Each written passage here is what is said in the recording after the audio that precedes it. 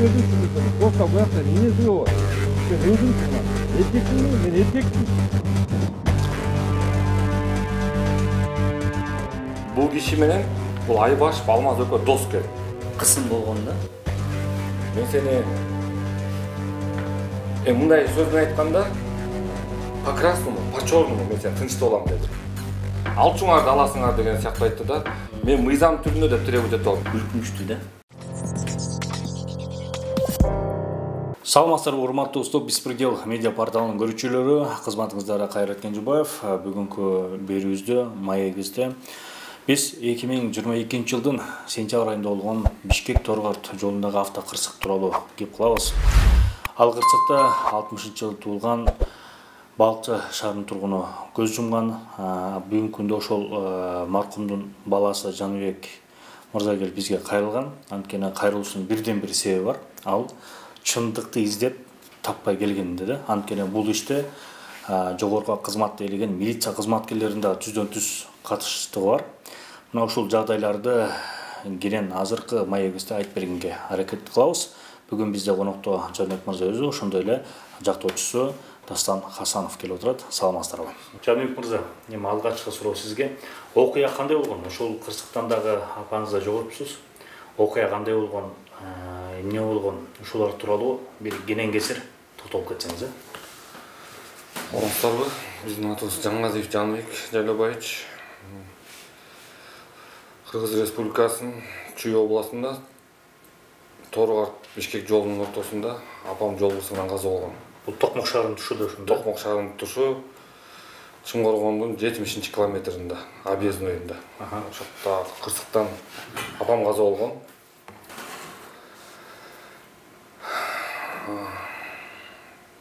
Окуя кандай болгон? Эмнеден кандай бул автокырсык эмне болгон? Апам Бишкектен Балыкчыга такси менен келаткан. Такси менен келатып, ошо Токмоктон Хово Танар үлгүсүндөгү машина обочинада туруп чыгып берген. Бишкекти көзү разворот кылып чыгып берген да. Ошол моментте КамАЗдын жарымынан арт жагын сүзүп, кырсык болуп, ошол апам ошол жерден каза болду. Больницага жетип каза болду. Анан апамды больницадан каза болуп, өзүбүздүн жерибизге Балыкчы, Ысык-Көл областынын Балыкчы шаарына апарып, апабызды жерине коюп, эсине берип, ошол жерден апамды узатып, буларга мен эч кандай арзумум жок, доом жок. Айдоочуга, такси. Айдоочуга, таксиге мен арзумум жок, доом жок силерге. Бул кырсык деп мен ошол жерден узатып кетиргем, апамды коюп келгенден кийин. Кечинде барып, Токмок шаарынын больницасына барып, ичинде машина ичинде кырсыктагандарды да барып, аларды да кечирип, алардан алакалын сурап, баарын бүтүрүп, үйүмө келгем. Бир айга чукулдабай эле өзүм кичине састым болуп, больницада жатып, лечение алып атсам, мага такси минивендин водители чалды, Алтынбек аттуу жаран. Ушундай мен тергөөчү адвокат алып келди деп атат, экспертизадан 6 айдан бери тормозуң жок, сен күнөөлүүсүң деп, камаласың деп, даярданып кел деди. Деп мага чалды, мен кандайча сен күнөөлүүсүң, мен аякта арызым жок болсо, тигим жок болсо десем, ушундай деди. Мен больницадан чыгып эле 1-2 күн барбай туруп, 2-3 күнөн выписка алып больницадан чыгып келсем, Азамат деген тергөөчүгө кирдим. Анан Токмок ревизия болуп Токмоктун. Азамат деген тергөөчүгө киргенде, Азамат айтты, ушундай, бияк мен аты жөнү менен айтып, Жаныбек таксистин водители 6 айдан бери тормозу жок жүрөт экен. Ушул такси күнөөлүү, ушул полный экспертиза күнөөлүү чыкты деп. Бул бир.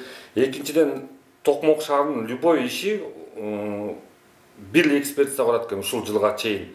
Майсалбек деген киши экен. Майсалбек деген кишиге ушул ишке аралаштуу, мен бардым бир жума. Вообще карматпай койду. Анан бул таксиде 6 айдан бери тормозу жок деп туруп, күнөөлүү деп туруп чыгарды. Анан мен бул экспертиза каршымын деп туруп, анан мен арыз жаздым. Кеттим. Анан убакыт өтөт, машина иштеп жүрөт, камалбайт болот. Анан уже где-то 10-15 күндөн кийин арыз жазгандан кийин. Хобон арестке коюп бергиле деп атасыз да сиз. 15 күндөн кийин келип туруп, мен Токмок шаарынын начальник роводусу Алмаз Айбашев Алмазга келип кайрылып атам. Азыр деле начальникпи? Азыр деле начальник. Бул кишиге кайрылып атам, бул кишиге кайрылсам, бул киши наоборот мен кабинетине киргизип алып, бул айтып атат. Ховонун водители, менин досум деп атат. Апаң өлдү, өттү, кетти, арты кайрылуу болсун, жөн жаткыз. лучший Азамат Байкеңе бар деп атат. А бул Азамат, бул кишинин досу Азамат деген ошол убакта Октябрьский роодун начальниги болчу. Октябрьский роодун начальниги. Азамат ким? Токтоналиев Азамат бул эме болчу. Октябрьский роодун начальниги болчу. Анан бул киши менин теңтүшүм, менин дос балам болот. Бир тамак ичебиз. Может акчаңды аласың, может туугандарыңа жолуктурасың деп. Биякта анын эмелери бар. Токмок бул жөнөтүп атат да сизге алмаз, Ушунун кабинетинен бул айтып атат, бул алмаз. Айтып атат, бул менин досум деп атат. А Хово Танар үлгүсүндө апам кырсыктан каза болгон. Буга тиешелүү. Бул киши. Буга тиешелүү. Анан бул айтып атат, буга акчаңды алып, лучше давай тынч эле бүтүр, тигүү деп атат. Анан жок, мен акча кереги жок дедим. Акчаң кереги жок. Мыйзам түрүнөсүн все азыр мен ориентировка көрөм, болду, камалат деди. Где-то октябрдын 2022 жылы октябрдын аяктарында болчу ушул айтылган сөз. Хорошо, сен кете бер деп мага айтты. Бул Токмоктун начальник роодусу Айбашев Алмаз. Все камалат деп. Анан мен үстүнө экинчи этажга чыктым, тергөөчүгө чыктым. Тергөөчүгө чыгып, эмне болот, кандай болсом, мына мага начальник чалды деди. Азыр мына эми добро берди. Эми мен камайм деди. Хорошо дедим, макул деп кеттим. Комиссионный экспертизага бересиңерби деди. Биз ошого беребиз, ошо сураныбыз, өтүнүчүбүз ошол дедик. А все хорошо, ошого бергиле деди. Комиссионный экспертиза келди. Комиссионный экспертиза келип, Хово үлгүсүнө, Танар үлгүсүнө машинаны күнөөлүү деп чыгарды. Күнөөлүү. Ошонун айдоочусу күнөөлүү деп. Ошонун айдоочусу күнөөлүү ушундай. Жана обочинадан чыгып сплошной полосаны кесип, что мыйзам түрүндө так туура жана чыгарып берди да. Анан бир аз жүрбөй эле, бир аз убакыт өткөндөн кийин Чүй областынын оперзам, УУД оперзам Абдрахман Канбек Кадыркулович мени чакырды. Бул киши. Кабинетиме келчи деди. Мен бардым. Барып, учурашып, кирип, кандай иштер жакшыбы, жакшы. Байке тиякты карап бербейсиң сен. Все, хорошо, карайм деди. Жардамын кылып койчу деди. Мен силердин территорияда деп. Мен өтүндүм бул кишиден. Өтүнсөм телефон набирать этип туруп, мен могу Байкең менен сүйлөшчү деп туруп, артына комнатага киргизди мени. А хорошо деп эле, мен жаман ой жок. Бир тууган тааныштар го деп эле андай ойлогон эмесмин. Бул киши чалып, телефон менен чалып, мага Таластын азыркы убакта начальник УУДусу Азамат Токтоналиевке чалып берди. Ошол Азамат Токтоналиевке чалып чалып берди. Мен салам алейкум десем, алейк салам. Мен ушундай Азамат Байкең деди. Угатам десем, иним эмне ызычуу кылып атасың? Ини ызычуу кылбай эле кой деди. Байке, мен мыйзамды требовать этип атам, мен сени ызычуу кылган жокмун. Кел, мен сага 100 000 сом берейин.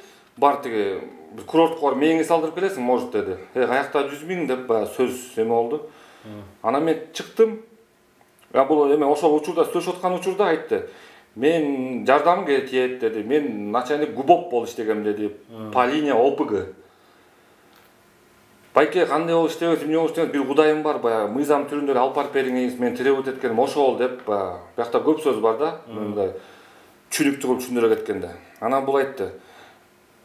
Орусча айтты да, короче деди да. Ызычуу кылбай тынч бол деди. Мен сени тынчтып коем деди. Все хорошо, Кудайдын буйруганын көрөм. Мен бир Кудайдан корком деп эле айттым. Сизди коркуткан турган да, тынчтып коем деп эле. Мен ГУБОПто иштегем. По линии ОПГ иштегем. Мен сени мындай сөз менен айтканда, по красному, по черному мен сени тынчтып алам деди. Короче, тынчыбасаң, мен сени по-любому тынчтам деди да. Все хорошо, Байке деп баягта көп эле сөздөр болду, эми сөгүнгөн, сагынган сөздөр болду. Хорошо, Байке деп телефон койдум. Мунун телефонун коюп, кайра эле бул оперзам УУДунун кабинетине кирдим, ошо арткы комнатасынан эле берки өзүнүн кабинетине кирип, бул эмне кылганыңыз тигүү десем, мен аны өзүңөр чечишесиңер деп атат. Аны Кудай көрүп турат, өзүңөр чечишесиңер деп атат да. Хорошо, Байке деп мындан чыгып кеттим. Чыгып кеткенден кийин ылдый түшүп туруп эле машинемди көздөй баратканда эле бул чалды. Башка эле номерден чалып атат. Бул водительдин номеринен чалып атат. Манас деген водитель бар. Өзүнүн Чүйдө оперзам УУД кезде. Бул айтып атат, водитель номерин чалып, давай көрө, тынчычы болдучу деп атат. Мен бул кишиге айттым. Все хорошо, Байке, Кудайдын буйруганын көрөм, мен акыйкат издейм дедим. Баягы Кудайым бар дедим да бирчи. Ошондо эле кыска телефонду коюп эле кетип калдым. Ошондон кийин сот Токмок шаарынын прокурору ишти алды. Күнөөлүү деп чыгарды. Хован айдоочусун күнөөлүү деп чыгарды. Ошо күнөөлүү деп чыгарды. Комиссионный эксперттин чечими менен көрүп, ошо документацияны полный күнөөлүү деп чыгарды. Прокуратура сотту күнөөлүү деп эме Хован Танардын ээсин күнөөлүү деп тапты. Сот болду. Соттон менин түшүнүгүм боюнча прокурор өзү туруп 6 ай условный сурап койду. Хован айдоочусунабы? Хован айдоочусу Рахат күнөөсүн толугу менен мойнуна алды. Прокурор 6 ай условный сурап койду. Сот өзү 3 жыл условный берип койду. Пробация берип койду. Азыркы эме менен айтканда пробация берип койду. Сиздин оюңуз боюнча бул мыйзамсыз чечим болуп калды. Мурунку таксинин айдоочусун жөн коюшту булар? Жөн коюшту. Мен ошол жерден прокуратурадан доом жок, арызым жок деп ошол уже мен арыз жазгандан кийин ошондо мен арызым жок, доом жок деп жазып бердим. Ата иштин башында мен экөөнө тең доом жок болчу. Башында экөө тең келген, экөөнө доом жок деп жазып берсең, а булар эмнеге ошондо мурунку таксинин ээсин күнөөлөп чыгышканда, бул эмнеге берген? Экөөнө тең сиздин доо арызыңыз жок болсо, экөө мындай чечип алса болбойт беле? Анткени мен биякта биринчиден апам каза болуп койгондон кийин мен эч кандай арызым менен кайрылган эмесмин эч жака. Анан булар деген таксини күнөөлөгөнгө аракет кылганы баягы азыркы сөз менен айтканда алсыз карапайым элге бурулат экен да, күнөөчү. Тиги тааныш билиш менен тияка буруп баштады иште. Тааныш билиш менен буруп, анткени ал ДТП болгон территорияда бул начальник ровуда Айбашев Алмаз отурат экен. А мунун досу Азамат Токтоналиев. Азыр Талас облустук ички иштер башкармалыгы башчысы. Ушул башкармалыгы. Ушул отурат экен. А бул киши менен бул Айбашев Алмаз экөө дос экен. Бул менде азыр бар далилдер бар, что мен досум, может тиги апаңдын бир туугандарын, атаңдын бир туугандарын эшитип алып барасың, тиги может бир сөзгө келерсиңер. Эми кыскача айтканда, алчуңарды аласыңар деген сыяктуу айтты да. Мен мыйзам түрүндө деп требовать этип алдым. Где-то октябрдын аяктарында болгон нерсе. Мыйзам түрүндө баягы Хован айдоочусун жоопкерчиликке тарткан деп туруп алдыңыз да, э? Ооба. Анан сиз бул соттун чыгарган чечимине нааразысыз. Нааразымын. Машина камалган жок. Машина 2023-жылы январдын 15-inde көмүр чоң жүк ташып, балыкчы Жумгал тетис ташып, ошол жерде машина иштеп жүрдү. Биякта азыр деле иштеп жүрөбү? Азыр билбейм, азыр иштеп жүргөн. Бул сот болгонго чейин иштеп жүрдү да. Соттун эме решениясы чыгып, соттун токтому чыккычакты бул иштеп жүрдү. 2023-жыл 15-январ Камалат деген машина иштеп жүрөт.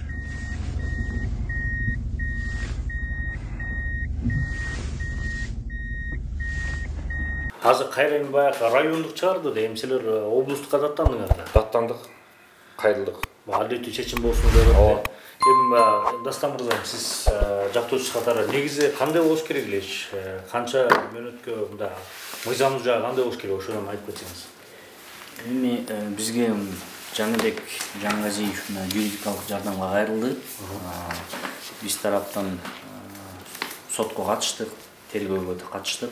Эң башынан мындай токтоло кетчү айтуу нерсем, биринчи күндөн баштап эле Жаңгазиев Жаныбекке Токмок ички иштер бөлүмүнө тарабынан кысым болгон да. Бул тергөө тарабынан ар кандай шылтоолор менен Хова унаасын арестке койгон эмес, розыска обилеткен эмес деп айтканда. Анан кийин ошо Жаңгазиев Жаныбек айтып кеткендей эле таксисттин мойнуна күнөөсүн алдырганга аракет кылышкан да. Экспертизаны чыгарып, эми бул деген күлкүнүчтүү нерсе да. Эми 6 айдан бери тормоз жок жүрдү деген бул эми күлкүнүчтүү да. Анткени кантип любой адам эле айдаганда машинени карайт да. Тормоз жок болсо ал элди ташымак беле. Ал ошончо узак жол жүрмөк беле. Ошентип анан кийин иш ошондой тарапка кеткенде Жаңгазиев Жаныбек арыз менен кайрылган. Буга чейин кайрылган эмес. Бирок ага карабастан дагы эле тергөө тарабынан, Токмок ички иштер бөлүмүнүн тергөө тарабынан кайта эле бир тараптуу каралып баштаган да. Бир тараптуу. Анан дагы мындай күлкүнүчтүү нерсе болду, мындай акылга сыйбаган нерсе да булчу. Тергөө тарабы ишти токтотуп коюптур. Ишти жабып салам же Жок, токтотуп коюп, жабып эмес, токтотуп коюптур. Эми себеби эмнеге? Жоопкерчиликке тартуучу адам аныкталбаган үчүн. То есть биякта деген мындай болуп атат. Мындай бияка көрсөтсөм, мына ДТПде айта кетсем, Nissan бул таксист өзүнүн полосасы менен кетип баратат. Мына Хова өз бияктан двойной сплошной кесип, анан кийин встречкага чыгып, двойной сплошной кесип мындай кетет. Биякта уже эми очевидно эле болот да, ДТП кимдин күнөөсү, мыйзам бузулган, жол эрежеси бузулган көрүнүп атат. Бирок ага карабастан токтотуп койгондо иштич жоопкерчиликке тартуу адам аныкталбаган үчүн. Күлкүнүчтүү нерсе да. Ошондуктан биз деген арыз менен кайрылып атып, эптеп прокуратура тарабына алып кеткенбиз. Прокуратура тарабы бизге деген бул айыптоочу актысы боюнча, прокуратуранын айыптоочу актысы боюнча бул өтө оор кылмыш деп табылган, анан сотко жиберилген да. Бирок баары бир деле Хового арест коюлган эмес, розыска берилген эмес. Анан кийин тиги Рахатбек уулу Асейин деген айдоочу, ошо айдоочуга карата подписка о невыезде деген мындай санкция берилген да. Биз бирок ошол Токмок прокуратурасы өтө оор кылмыш деп сотко жибергенден кийин актысы чыгарып, сотто катышкан, сот отурумунда катышкан прокурор өзү пробационный надзор сураган да. Пробационный надзор деген бул эркинден ажыратуу альтернатива бөлүмү да, бул деген, то есть барып 3 жыл сурады, канча жыл сурады? Азыр точно айта албайм, Жаныбек айтып атат 6 ай суранган деп, мен азыр эсимден чыгып кетти, точно айта албайм. Бирок пробационный надзор сураган точно билем да. Бул деген, то есть барат, отмечаться этет, эркинде жүрөт да, эркин ажыратылбайт, барат, отмечаться этет, ошондой шарттар берилет да, пробационный надзор дейт да. Сиздердин оюңуздар боюнча бул башкача жаза колдонуш керек беле ошо айдоочуга? Эгер ал деле мойнуна алып атыптыр го бияктачы. Эми биз суранганбыз, Жаңгазиев Жаныбек, биз жактоочу тарап биз суранганбыз. Эркинден ажыратуу карата өкүм чыгарып бергиле деп. Анткени башынан тергөө тарабынан эле ушундай беспредел болуп, ушундай кысым жасап Жаныбекке, ошол үчүн биз деген Жаныбек бизге айтты, до конца баралы, биз акыйкатты корунуш керек, мыйзам бузуулар болду, тергөө тарабынан кысым болду, мындай болбойт деп. Анан ошонткенден кийин биз прокуратурага ишенип бардык, бирок прокуратура тарабынан ошо өзү соттук отурумда өзүнүн актысы боюнча прокуратура өтө оор кылмыш деп аныктап туруп, бирок пробация сураганына мындай таң калыштуу болду да бизгечи. Кайра даттаңдыңар да азыр, чүйөрөм. Да, эми дагы бир нерсени айтып кетейин. Сот актысына өзүнө токтолуп кетсек, Асейин уулу Рахатбекти күнөөсү мойнуна алганына байланыштуу чын жүрөк өкүнүп жана үй бүлөнүн жалгыз багуучусу болгонуна байланыштуу айыпталуучуга 3 жылдык мөөнөткө пробациялык көзөмөлдү колдонуу менен жазаны өтөөдөн бошотулган. То есть болду, ошол эле основание да, башка основание жок. Күнөөнү мойнуна алды, чын жүрөктөн мойнуна алып, чын жүрөктөн өкүнүп атканына жана үй бүлөсүнүн бир эле единственный кормилист деп коет, ошол эле основание менен пробация берип койгон бугачы. Бул Жаңгазиев Жаныбек айтып кеткендей эле, бул иш боюнча ички иштер бөлүмүнүн чоң должносттордо отурган кызматкерлер жактап атабы деген ой жаралып атат да. Азыр ал боюнча дагы мындай Жаныбек соответствующий немелерге, органдарга кайрылып атат. Ал боюнча да акыйкат издеп атабыз. Бирок бүгүнкү күндө биз мындай өкүмдү мыйзамсыз дейбиз. Бирок биз деген Жаныбектен келишим жок. Рахатбек уулу Асейин Хованын ээси менен биз деген өкүмгө каршыбыз, нааразыбыз. Даттануу менен кайрылганбыз азыр Чүй облустук сотуна. Анан дагы бир токтолуп кетейин. Мына Хова үлгүсүндө унасы договор жок, патент жок, путевой лист жок. Мындай грузоперевозка менен заниматься эткен да, көмүр ташып жүргөн. Анан кийин биз деген сот отурумунда водительге айттык, бул машина кимге? Жанбаев Эмилге таандык экен.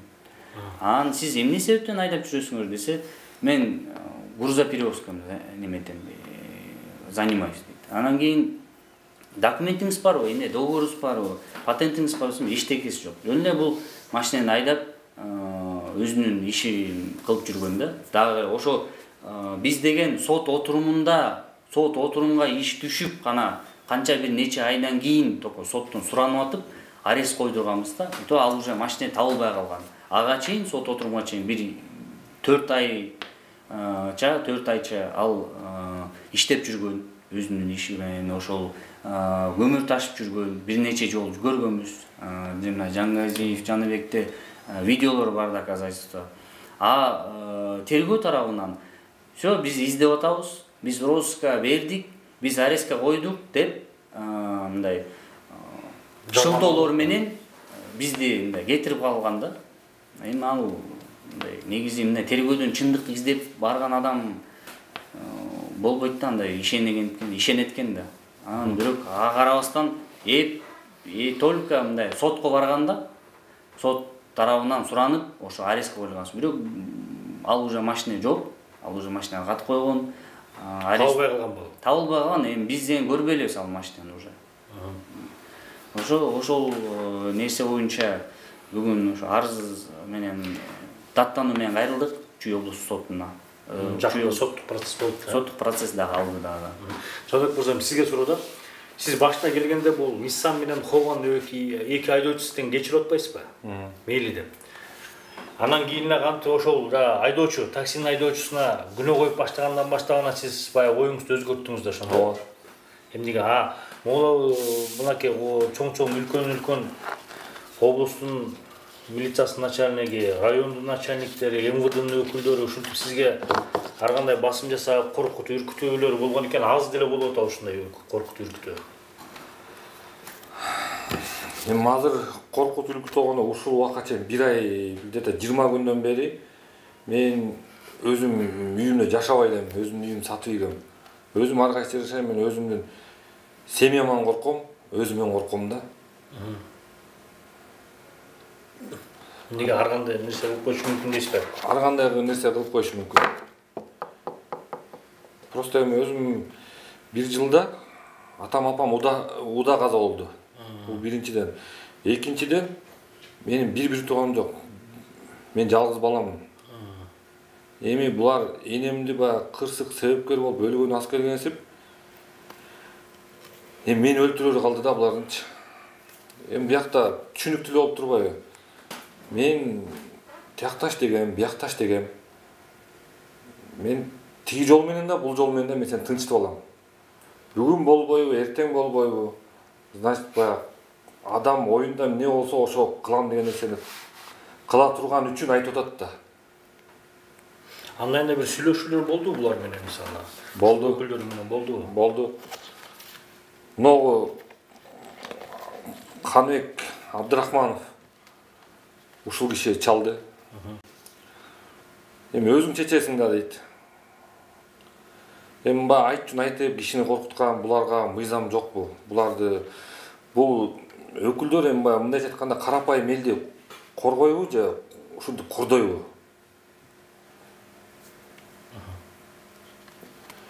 Сүйлөшүүлөр болду. Эми өзүң чечесиң депчи.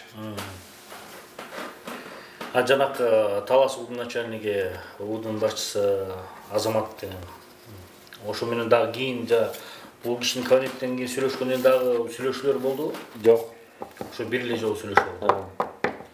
Мисалы Хованын айдоочусу менен деле жолуктуңуз да? Жолуктум. Жолукканда видеолор көрдүк. Ал эмне деп кандай сүйлөшүү болду? Мен эми бул деген таксист күнөөлүү дегенден кийин ушул ишке алып барып атпайбы. Ага мен айттым, мен силерден эме жок, баягы мыйзам түрүндө эле кетип атсың, мыйзам түрүндө барып атат деп айттым мен. Просто биякта эмнеси? Мага могу 3 киши. Ушул 3 адам мага. Ушул жашоомду ойлондурат да, ушул адамдарчы.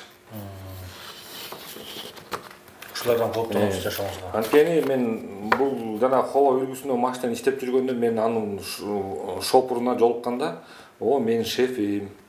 Больницадан деле апам комада жатканда деле айтылган. То, что машина ушуга тийишелүү. Бул кишигечи. Бирок оформлен башка адам. Бирок башка адамга оформлен. Ошол жана кабинеттен сөчтүргөн учурда дагы ал менин атымда жок деди. Эми азыр баарына эле белгилүү да уже. Любой карапайым адам деле билет да. Эч качан ушундай жетекчилерге өзүнүн эч нерсе оформить этилбейт да. Демек, сиз түшүндүк, адилеттүү тергелип, сотто адилеттүү чечим чыгарсын дейсиз. Анан ушул сиз өзүңүздүн жашооңузга ушул 3 үлкөн милициянын жетекчилеринен кооптонуу бар. Ооба. Дейсиз, ооба. Кооптонуу бар дейсиз. Сиздин көйгөйлөрдү түшүндүк, кызыктуу маек куруп бердиңер. Анда кошумча алымчаңар болсо кошуп койсоңор, ушу менен жыйынтыктасак. Акыркы кайрылуу барбы сизде, мисалы, кимге кайрыла элеңиз? Менин кайрылуум Урматтуу Садыр Нуркожоевичке кайрылам. Камчыбек Кыдыршаевичке кайрылам. Акыйкат жана мыйзам түрүндө ушул менин өтүнүчүмдү чечип берсе экен.